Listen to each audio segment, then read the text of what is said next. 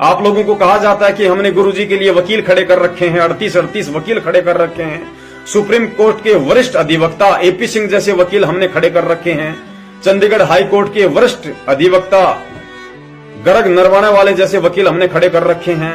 ये सब ढोंग है, ये सब पाखंड है। आपको बता देते हैं अगर नहीं पता है तो, संत रामपाल जी महाराज जी का एक भी वकील इनमें से नहीं है। जितने भी प्राइवेट वकील सतलोक आश्रम मैनेजमेंट हरियाणा ने कर रखे हैं, वो वकील संत रामपाल जी महाराज जी के नहीं, वो संत रामपाल जी महाराज जी के भाई महेंद्र भगोड़े के हैं। राष्ट्रीय समाज सेवा समिति के उन लोगों के लिए हैं जो भगोड़े बन के घूम रहे हैं। वो केवल कोर्ट में जाकर बचाव संत रामपाल जी महाराज जी का नहीं, बल्कि उन लोगों का करते हैं जो लोग उनको पैसे देते हैं और जो लोग भगोड़े बन के घूम रहे हैं। क्योंकि विचार करना, यदि एपी सिंह वकील या अन्य जितने भी वकील हैं जो अपने आप को सुपीरियर समझते हैं, सुपीरियर कहते हैं, और संगत उनके पर लट्टू की तरफ फिदा हो जाती है अनजाने में, यदि वो वकील संत रामपाल जी महाराज जी के होते और संत रामपाल जी महाराज जी के लिए यदि निष्पक्ष होकर सच्ची नीयत से यदि वो मुकदमे लड़ते, तो संत रामपाल जी महाराज जी ने जो बयान दे रखे ना, उनको कोर्ट के सामने पेश करते वो लोग। अरे संत रामपाल जी महाराज जी ने सबसे बड़ा बयान बरवाला कांड के बाद मीडिया को दिया था, क्योंकि संत के वचन दोगले नहीं होते। संत वही बयान देगा जो बयान उसने मीडिया को दिया है पूरी दुनिया के सामने, और कोर्ट में भी उसने वही बयान दिए हैं।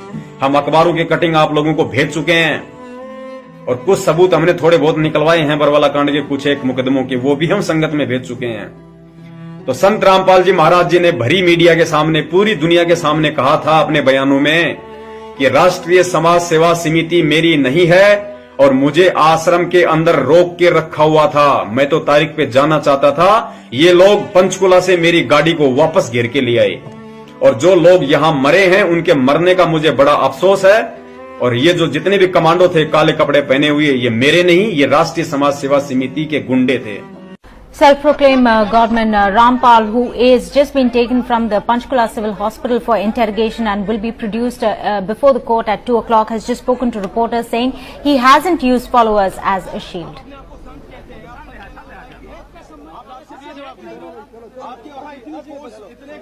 रिपोर्ट आ चुकी है, आपको मेडिकल रिपोर्ट आ चुकी है, उसमें है कि आप बिल्कुल सही है, लेकिन कोर्ट को गुमराह कहीं न कहीं किया गया। ये कहा जाता रहा कि आप अस्वस्थ है, जिसकी वजह से कोर्ट में पेश नहीं हो पाए। अब स्वस्थ हो गया, मैं पहले बीमार था। रामपाल जी, आपकी जो बेल एप्लीकेशन थी वो भी अब रिजेक्ट कर दी गई है, जो 2008 में आपको बेल मिली थी कोर्ट की तरफ से, उसके बारे में क्या कहना है? धन्यवाद। जो पूरा विवाद हुआ उसमें 6 लोगों की जान गई, आपको कोई अफसोस है उस बात का?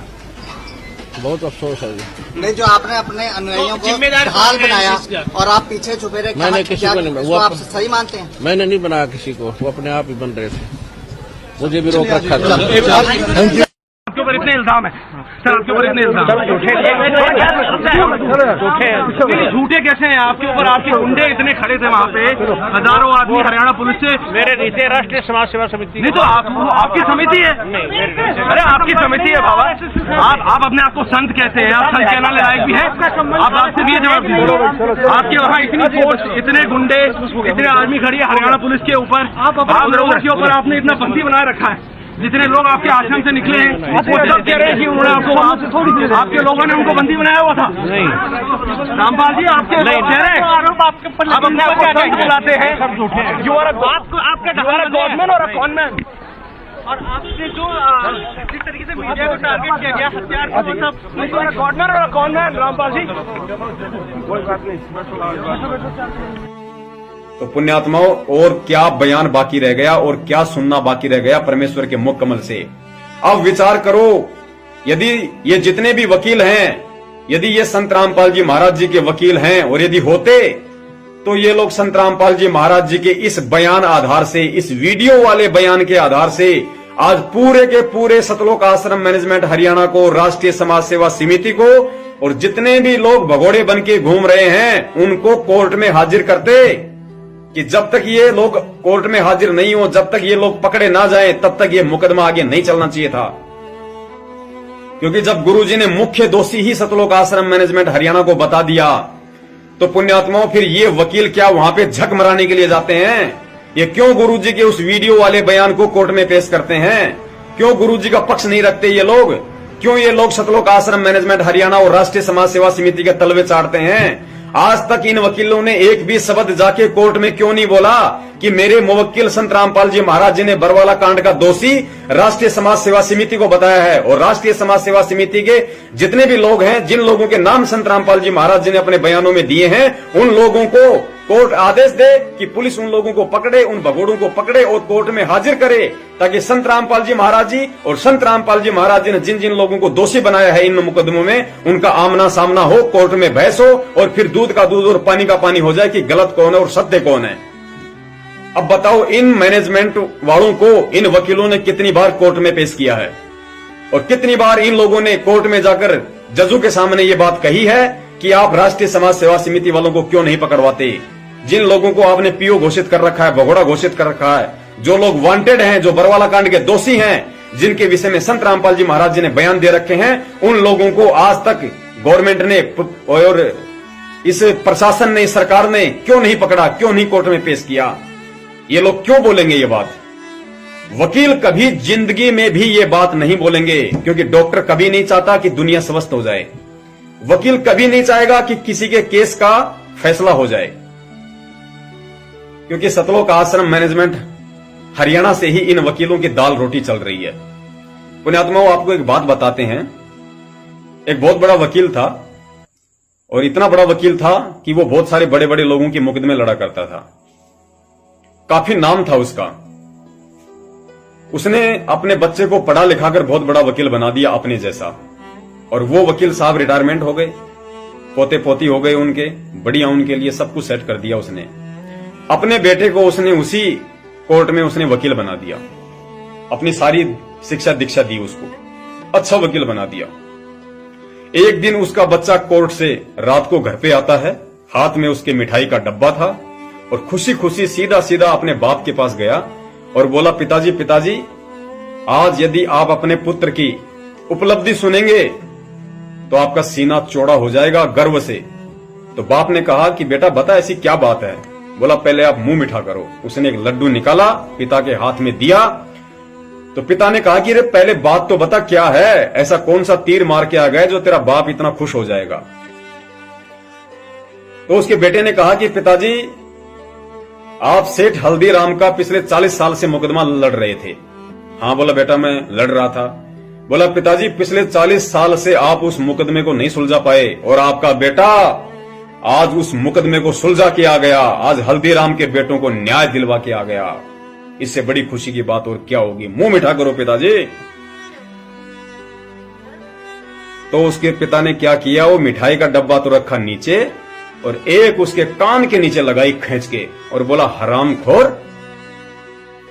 अरे जिस हल्दीराम वाले मुकदमे के पीछे नालायक मैंने तुझे पढ़ा लिखा के वकील बनाया, जिस मुकदमे के पीछे मैंने 3-3 बहनों की एक से एक परिवार में लाखों रुपया खर्च करके शादियां कर दी, जिस मुकदमे के पीछे आज मैं तेरे बच्चों को बढ़िया बढ़िया स्कूलों में पढ़ा रहा हूं, और जिस मुकदमे के पीछे आज तुम भाइयों के लिए मैंने अलग अलग कोठियां बना दी हैं, और नालायक तूने उसी मुकदमे को आज सुलझा दिया, तूने तो न्याय का कत्ल कर दिया। तो पुण्यात्माओं, वकील कभी नहीं चाहेगा कि किसी का मुकदमा सोल्व हो जाए, क्योंकि वो उसकी रोजी रोटी है, और वो अपनी रोजी रोटी पे लात नहीं मार सकता। यदि उसको लगेगा, 99% ऐसे वकील हैं, यदि उनको लगेगा इस मुकदमे में कोई दम नहीं है और ये मुकदमा इसके पक्ष में आने वाला है, उस मुकदमे में भी उस आदमी को जबरन इतना उलझा दिया जाता है कि वो अपना साल भर का कोटा पूरा कर लेता है। तो पुण्यात्मा, वकील कभी नहीं चाहेगा। तो ये जितने भी वकील हैं, चाहे एपी सिंह वकील हो, चाहे गर्ग नरवाणा वकील हो, या सतलोक आश्रम मैनेजमेंट के जो सुनीता वकील है, और ये जो दिलबाग सिंह वकील है, ये जितने भी वकील हैं जो अपने आप को वकील कहते हैं, पुण्यात्माओं, ये सारे के सारे वकील सतलोक आश्रम मैनेजमेंट हरियाणा के हैं, उनके तलवे चाटते हैं, उनके पैसों पे ये अपनी रोजी रोटी कमा रहे हैं, क्योंकि सतलोक आश्रम मैनेजमेंट हरियाणा उनको फीस देता है, उनको पैसा देता है। तो पुण्यात्माओं, यदि सतलोक आश्रम मैनेजमेंट हरियाणा आप और हम भक्तों की जेब काट के उन वकीलों को पैसा दे रहा है, तो वकील तो उसी की गाएगा जो उसको फीस देता है। तो आप मुझे ये बता दो कि ये वकील संत रामपाल जी महाराज जी के खिलाफ इस राष्ट्रीय समाज सेवा समिति को कोर्ट में क्यों पेश करेंगे, और क्यों ये संत रामपाल जी महाराज जी का सही पक्ष कोर्ट में रखेंगे? कभी जिंदगी में नहीं रखेंगे ये लोग। तो आप लोगों ने आंखें खोलनी चाहिए पिछले 4 साल से इसलिए तो हम लोगों को मूर्ख बनाया जाता है। गुरुजी के बयान संगत में सार्वजनिक नहीं किए जाते। क्यों नहीं किए जाते? क्योंकि गुरुजी के मुकदमे में कोई सही तरीके से पैरवी हो ही नहीं रही।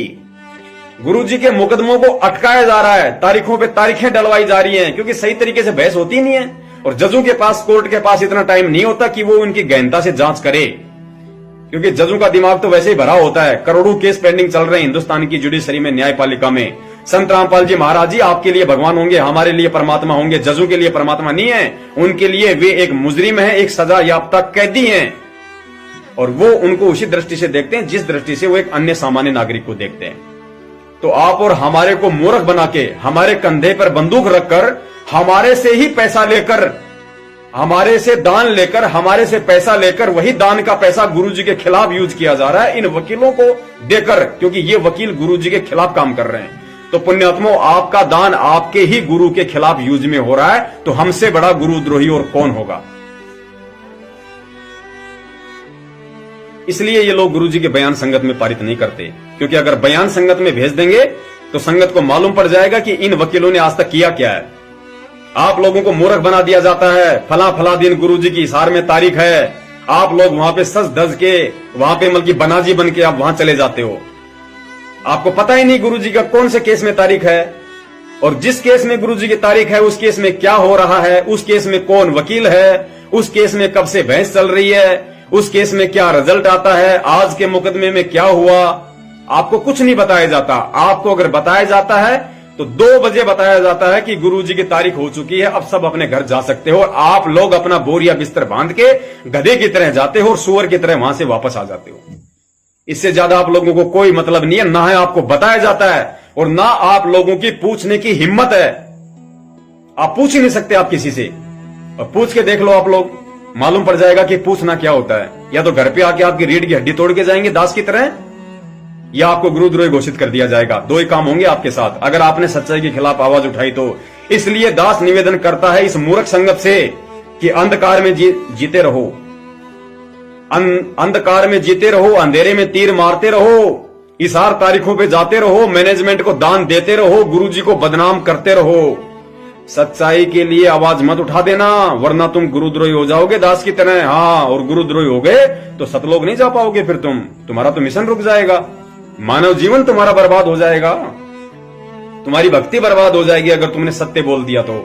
अगर तुमने मैनेजमेंट से सवाल कर लिए तो गुरुजी नाराज हो जाएंगे, तुम्हें गुरुद्रोही घोषित कर देंगे। इसलिए दास का निवेदन है, अपनी अपनी औरतों के हाथों से चूड़ियां निकलवा के अपने हाथों में पैर के और अपने घर पे बैठ जाओ छुप के। सच्चाई मत बोलना, सच्चाई का साथ मत देना। अगर सच्चाई का साथ दे दिया तो कल को दुनिया तुम्हारे को धिक्कारेगी कि देखो संत रामपाल जी महाराज जी के भगत भी सच्चाई का साथ देने लग गए। तो भाई अपने अपने घरों में बैठे रहो बहुत शांति से। गुरुजी दुखी हो रहे हैं, बहुत अच्छी बात है। गुरुजी हमेशा दुखी होते हैं, परमात्मा हमेशा दुखी होते हैं। हम गधों के पीछे, वो परमात्मा सतयुग से दुखी होता आ रहा है, इस कलयुग में भी दुखी हो लेगा, कोई बड़ी बात नहीं है। बोले ना तो परमात्मा को दुखी, उनकी आदत है दुखी होने की, उनको होना है दुखी। आप मत आना सामने, हाथ जोड़ के निवेदन है, घरों में बैठे रहो। जब गुरुजी अगर आ जाएं, हमारा अगर सौभाग्य हो और यदि गुरुजी आ जाएं तो फिर से पीछे पीछे लग जाना, फिर चले जाएं तो फिर चले जाना, अपने घर पे बैठ जाना, आवाज मत उठाना, वरना रीढ़ की हड्डी तोड़ दी जाएगी तुम लोगों की, ध्यान रखना।